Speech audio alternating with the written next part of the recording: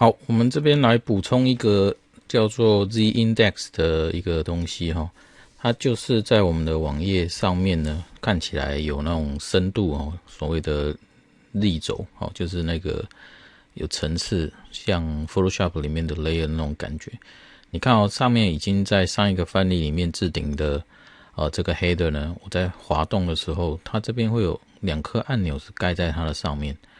好，那这个呢，有的朋友问我看过影片的朋友问我说，这个是什么状态？怎么会这样？然后呢，我们在这边确认一下说，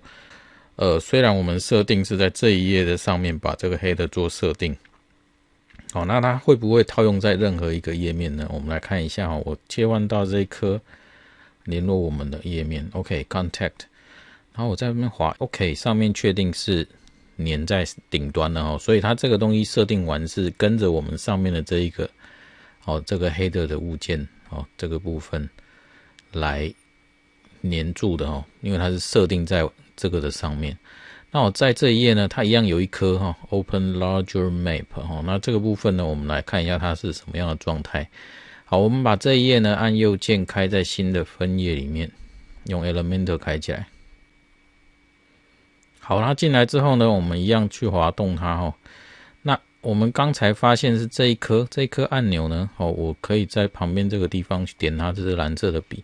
它告诉我们编辑按钮的时候，这边都没有什么其他的一些设定我们来看一下第3个标签进阶里面有一个叫做 Z-index 的这个选项。好，在这边呢，你看到它这边出现99，预设是都不填都不填的话，我故意把它删掉，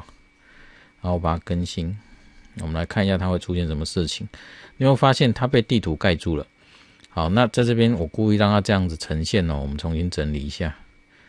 好 ，Z 它就有那个有点像 XY， 然后 Z 就是除了电脑桌面，然后往上面涨上来的这个顺序，就是 Z 轴的方向。OK， 你有没有看到那个按钮？它不会跑到我们的选单上面了。可是这个也不是我们要的因为这一颗按钮应该要在地图的上面。那来做一下修正这个地方我们给它一个1一般我们都不做设定的时候呢，每一个物件都是在第0或者是我们都不设定的时候，大家都一样高。那以他们制作的先后顺序来决定谁在上谁在下。好，那这边呢，你会发现我把它设定成1的时候，它就跑到上面来了。好，存完之后我重新整理一下。好，这是我们要的感觉，而且呢，它并没有骑到我们的这个 header 上面选单这边来。好，那这个部分呢，就是这个范例要做的一个补充就是 Z-index 这个地方的设定，它的位置在哪里？很快再跟各位说一遍你设定哪一个物件，选谁呢？然后到它的进阶这个标签来直接来这个 Z-index 的项目，你可以在这边有3个状态，你都可以来做设定RWD， 你在平板，你在